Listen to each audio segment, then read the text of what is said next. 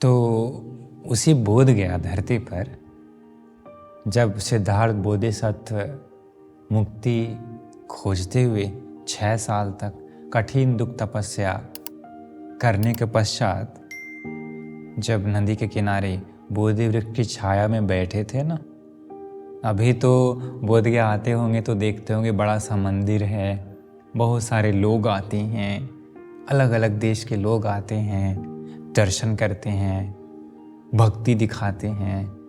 पर उस दिन कोई नहीं था, कोई नहीं था। एकमात्र बोधि वृक्ष था। भगवान बुद्ध जी वहाँ पर घास बिठा करके बैठ जाते हैं, ऐसा संकल्प लेकर के कि मेरा सारा खून भी सूख जाए, मेरे शरीर से प्राण भी निकल जाए, फिर भी मैं उठूंगा नहीं, ऐसा संकल्प लेकर के। वो अच्छा मजबूत संकल्प था, इसीलिए उसको उस आसन को वज्रासन कहते हैं।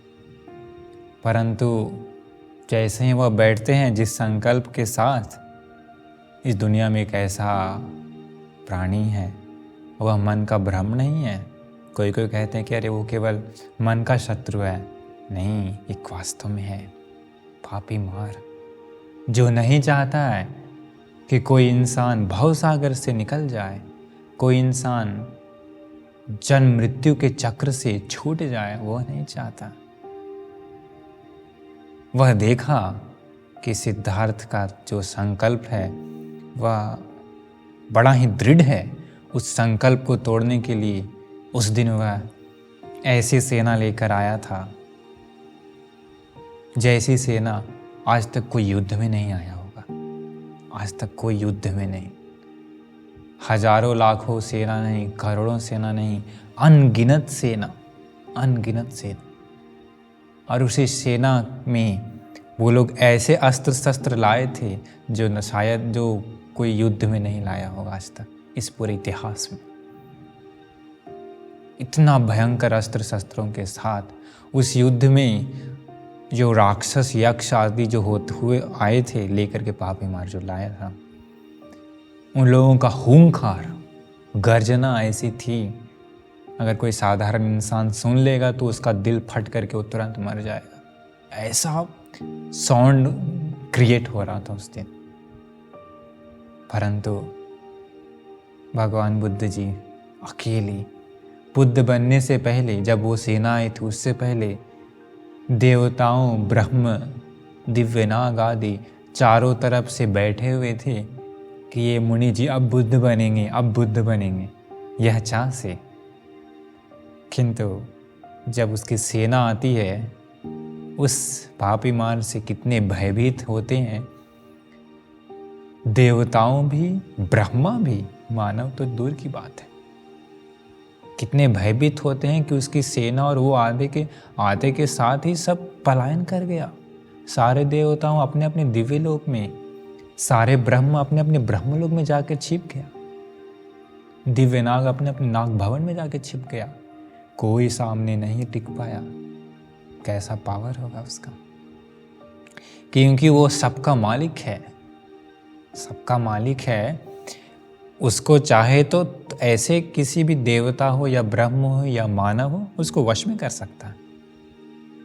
देखिए उसका पापी मार का कैसा पावर है। एक बार वो कौन है, एक बार भगवान बुद्ध जी भिक्षुओं को धर्म देशना दे रहे थे, धर्म के ज्ञान बता रहे थे, मुक्ति के बारे में बता रहे थे।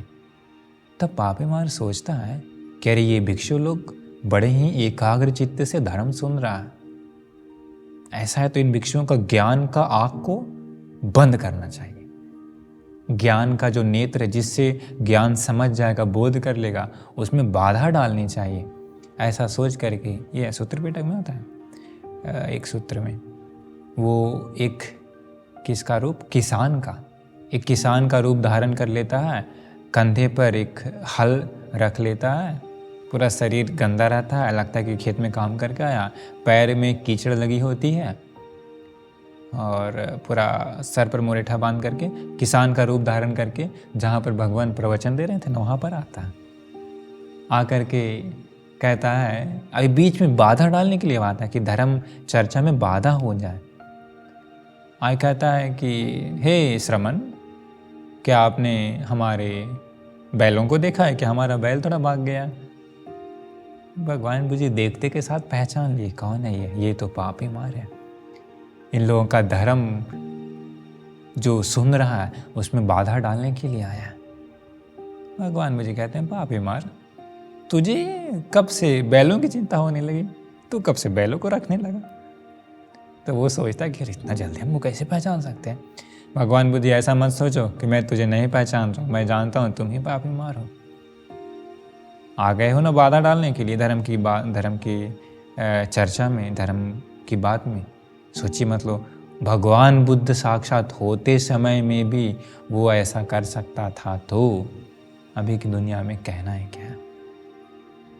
इसलिए इतना आसान नहीं है धर्म के मार्ग पर आगे जाने के लिए, इतना आसान नहीं है। तो फिर वो गुस्से होकर के भगवान बुद्ध से कहता कि हे श्रमण, ऐसा मत सोचो, तुम जो बता रहे हो ना आँख, तुम्हारे पास जो आँख है, इन सबके पास जो आँख है वो आँख मेरा है। आँख से जो भी रूप देखते हो वह रूप मेरा है। कान, नाक, जीभ, शरीर, मन वो सब मेरा है। और जो लोग भी यह सोचता है कि आँख मैं हूँ, यह मेरा आँख है, यह मेरा कान है, ऐसा जो इंसान सोचता है वह सब मेरे कंट्रोल में है। कौन कह रहा है वो पापी मार? सोचिए उसका पावर कैसा। अर्थात इस दुनिया में जितने भी प्राणी, चाहे मनुष्य हो, देवता हो या ब्रह्म हो, जो भी ऐसा सोचता है कि यह मेरा आँख है, मेरा कान, यह मेरा शरीर, ममत्व जो है वह सारे लोग उसके वश में हैं।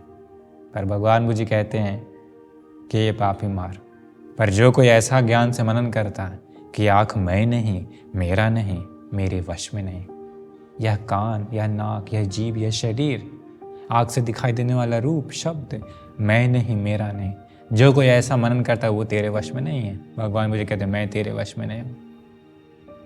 फिर वो चला जाता है। सोचिए इससा ऐसा है तो इस पूरे दुनिया में जब तक कोई अरहंत नहीं होता तब तक वह उसी के वश में है, कंट्रोल में है, कंट्रोल में है।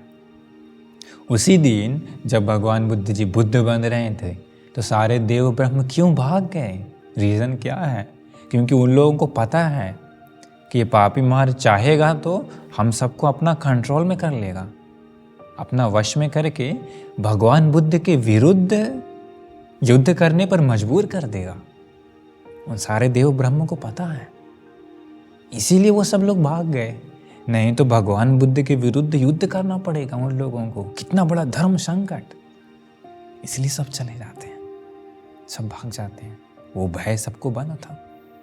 परंतु भगवान बुद्ध अकेले इस जन्म जन्म संसार की, एक जन्म नहीं असंख्य 4 एवं 1 लाख कल्प, एक कल्प नहीं असंख्य 4 कल्प, असंख्य मतलब जिसकी गिनती नहीं की जा सकती, वैसा असंख्य 4 कल्प एवं 1 लाख कल्प। कितना लंबा आयु है। आप लोग पहले प्रवचन में सुने ही होंगे कि एक कल्प कितनी लंबी होती है। उतना लंबा समय में उन्होंने जो बुद्ध बनने के लिए जो मेहनत किया था, 10 पारमिताओं को पूर्ण किया था, दान, शील, वैराग्य, निक्खम, सत्य, अधिष्ठान, उपेक्षा, मैत्री आदि जो 10 पारमिताएं हैं, पहले आप लोग सुने ही होंगे, उसको पूरा किया था। उसी पुण्य के बल से वह अकेले उसी दिन बहुत भयानक युद्ध हुआ था। वह पापी मार्ग को जितना कर सकता था कोशिश, सब तरफ से अपनी सारी शक्ति लगा दी उस दिन। उतनी शक्ति नहीं, सामान्य देवताओं के लिए भी थोड़ा सा ऐसे करना तुरंत हार जाएगा, पर उसने सारी शक्ति लगा दी थी। भगवान बुद्ध को जीत नहीं पाया था। भगवान बुद्ध जन्म जन्म के पुण्य के बल से बुद्ध बन गए थे। बोल गया कि धरती पर, वह बोल गया धरती अति पावन है, अति उत्तम है। अभी तो धरती मतलब अभी तो इन्वायरमेंट में थोड़ा सा गंदगी फैला दिए हैं लोग, पर भूमि उत्तम है, भूमि पवित्र है। इस पूरे तीनों लोकों में सबसे उत्तम भूमि है। कम से कम अपने जीवन में एक बार जरूर दर्शन करने की चाह रखनी चाहिए, ऐसा भूमि। तो भगवान जी बुद्ध बनने के पश्चात ही 45 वर्षों तक पूरे देव मानव के लिए ज्ञान बता दिए, मुक्ति बांट दी। मुक्ति बांटती है। वो भगवान बुद्ध जी का एक बड़ा ही अद्भुत गुण है, विद्या चरण संपन्न। आप लोग सुने होंगे, उनका जीवन में बहुत सारी विद्याएं हैं। विद्याएं मतलब ये क्या टेक्नोलॉजी वाला नहीं, उनके पास विद्या है।